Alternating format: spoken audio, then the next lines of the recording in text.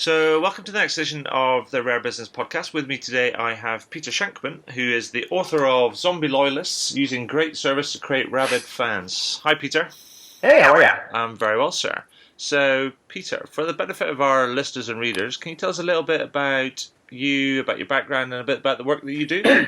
Yeah, I spent several years working with companies all around the world, really helping them improve their customer service. I founded and sold a company that focused on connecting journalists with sources, and it was really a customer service company because at the end of the day, my job was to put the two together and make it beneficial to everyone involved. So by doing that, I really learned just a ton about customer service, and the value of the company actually increased when the sale happened because of people's love of the company. So from that, I learned that customer service was incredibly valuable.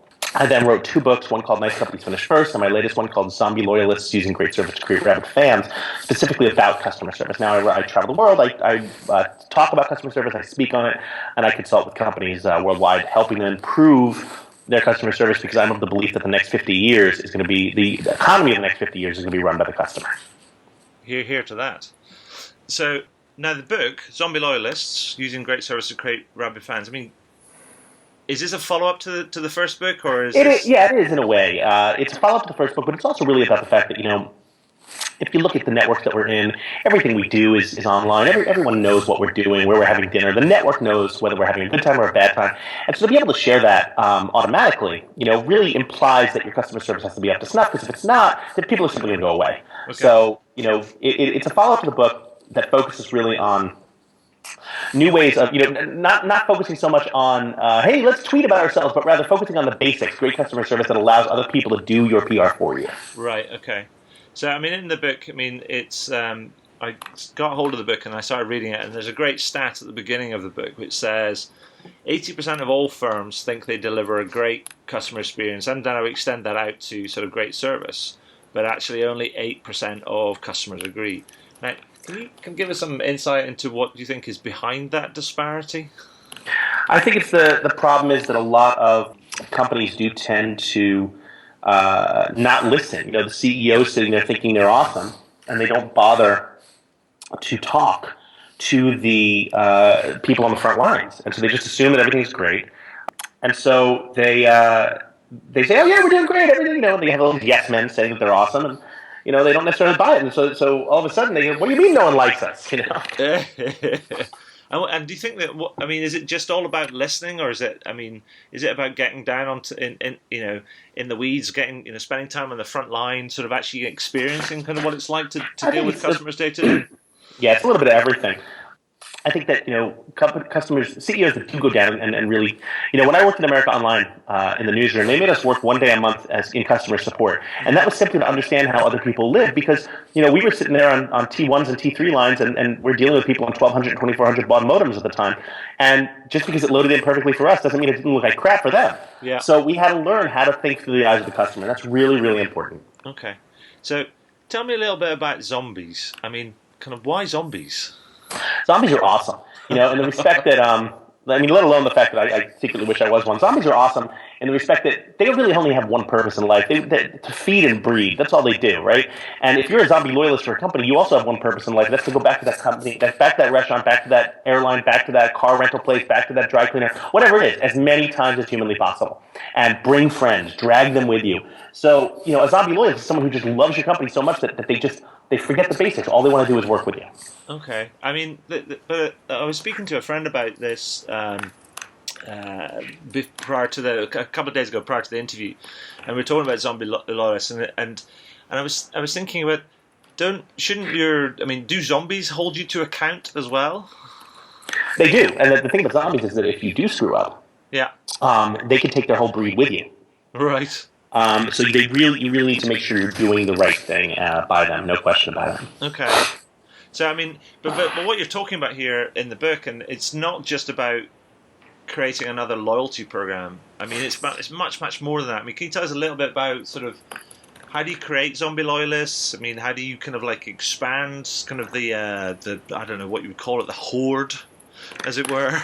Can we get tell us a bit about zombie loyalists? If I was a firm or executive, listen to this and go, I fancy some of that. I'm a big fan of kind of B-list horror movies, and I love my zombies as well, my zombie flicks. How do I create my own sort of horde of zombies?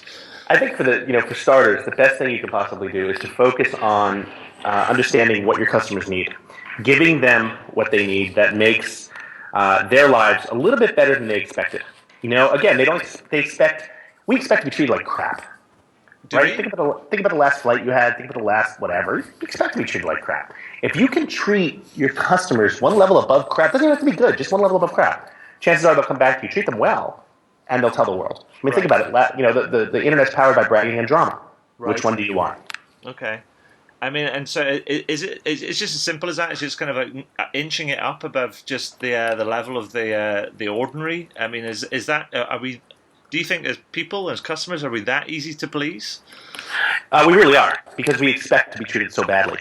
That's the key. We expect to be treated so badly that just a little bit better makes everyone happy. Okay. So, I mean, but maybe you can help us bring this to life a little bit. I mean, in the book you share a large number of examples of firms that are sort of creating their own horde of zombies. Can you give us some examples, and preferably not the usual suspects, because we all know who they are, and but if maybe some examples from firms about that are doing some different sort of things and what they're doing to create their own sort of zombie horde. There's a and I mentioned this in the book. There's a construction company named DBK in the northeast of America, and what they do is they secretly, when they're hired for a job, they do like construction for homes and things like that. When they're hired to do a job, they go in and they secretly take pictures of what the place looked like before, and then over the course of the construction, then what it looks like at the end, and they present this to the homeowner when they're done in a beautiful picture book. And it's just this little tiny thing. They don't charge for it, but it amazes the hell out of the customer. They leave it on their living room, and they show everyone who comes in. Now everyone who comes in sees exactly who did their construction 1 year later, 5 years later, 10 years later. Yeah. Easiest thing in the world. Okay. That's kind of neat. Just very, very simple. And also, I guess, in many ways, it's quite a useful document for them to have, taking pictures throughout the construction period. No question about it. Excellent. And do you have another sort of example to hand of another thing that a company does that just has kind of great impact? Well, when CEOs step in, it really helps a lot. There's a great story about a woman who in the 70s asked to have a charge account at Tiffany's, and they turned her down. They thought she was too young, and so she wrote a letter to the CEO explaining why she should have one. That she had her own job, and and the CEO personally replied, and he said, all he said was 2 words: "Will open." Okay. Right, and she has since framed that. 30 years later, she's the head of a multi-million-dollar software company. She's made a fortune. How much money do you think Tiffany's has gotten because he decided to follow up? Yeah, fair enough. But again, it's so simple. Yeah, it's sure. Maybe is it this that do we get what stops us doing these simple things? I mean, I know that I have a great so I'm quite a big cycling fan, and in the UK over the last few years, the Team Sky and Team GB sort of cycling have had a lot of success, and a lot of that success has been driven by a guy by the name of Dave Brailsford. And he has this philosophy that he believes in terms of performance improvement, and he calls it the aggregation of a series of marginal gains. And the idea is that rather than looking for a 10% improvement here and a 10% improvement there, where experience and history tells us that actually a 10% improvement in anything is generally quite hard. If you look for the 1% all over the place, then a series of 1% all adds up to a significant amount. And that's no question about it. Yeah, and that's how they've improved their performance, and that's how for if you like the last 10 years they've been kind of world beaters. I mean, I guess it's as simple as that. I guess it's possibly not doing this necessarily the sexy stuff, but doing this the really simple stuff. Yeah. And what is it that stops people from doing that simple stuff? Do you think and getting, if you like magpies, which are UK bird, which is all about, they get caught up in focusing on the shiny objects, as it were, the new thing. It really is, yeah. They focus on. I mean, look what happened with Twitter, right? Everyone jumps into, Twitter's going to save our lives. It's going to be the greatest thing in the world. We love Twitter. Blah, blah, blah. And then, just because you have a new thing doesn't mean you have to get rid of the old things, or more importantly, that you should. Right. Right. And so imagine how many times that they've now had to go online and say, well, we're so sorry to hear about that thing you just broadcast all over Twitter. Let's make it better, as opposed to making it better in the first place, so you don't have to have that. Yeah. Instead of having to apologize and fix it, how about if they automatically get online and look at how awesome this company is, we love them. Yeah, sure. Okay. So if I'm an executive sitting here listening to this podcast or reading the notes, where do I start on this journey? Simple places. The simple act of simply going and saying, okay, you know what can we do that's 1% better? What little tiny thing can we do that shares this or that does that? Yeah. Little stupid things, but it just makes the biggest difference in the world. It's fascinating. Yeah, absolutely. And so, Peter, is there anything anything else that you'd like to add? I think the best piece of advice I can give you is the concept that so many people are not doing it well, right? Right. And everyone thinks, oh, it's this giant thing that we have to do. It's really not.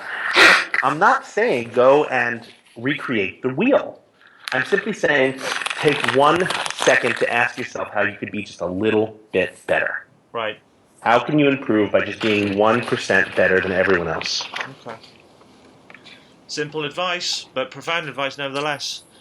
So here's my final question, Peter, and I think I always know the answers to this question, but the question remains: is there anything that you'd like to shamelessly plug? Well, the book is a given, but I'm also working on something called Shankminds, which is a business mastermind series. Okay. And those are all around the world, and we're doing those all over America, all over Europe. We're going hopefully into Dubai this year as well. You can find all that at shankminds.com. Okay. Well, that's great. Well, what we'll do, we'll make sure we get that all linked up, give it a good plug, push it out on Twitter, etc., etc. Peter, thank you very much. I mean, good luck with the book. I think it's a great idea. I love the idea about just focusing on the simple, kind of like the little things, just because it's an idea that's close to my heart. But yeah, once again, thank you for your time and your insights, and yeah, best of luck. That'd be great. Pleasure was mine. Anytime. All right, take it easy. Thank you. Talk soon. Bye-bye. Bye-bye.